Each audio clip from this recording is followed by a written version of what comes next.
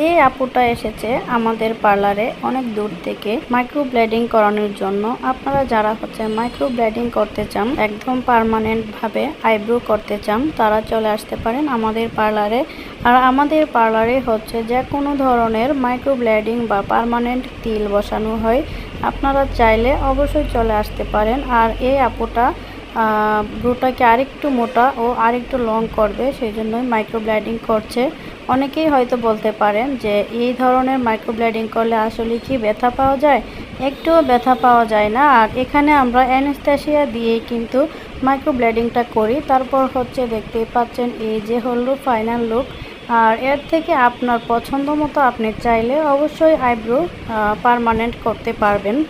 আর যারা যারা permanent eyebrow করতে চান, তারা অবশ্যই চলে আসতে পারেন আমাদের পার্লারে। আমাদের ফেসবুক পেজটি রিমু বিউটি ওয়ার্ল্ড। ধন্যবাদ সবাই।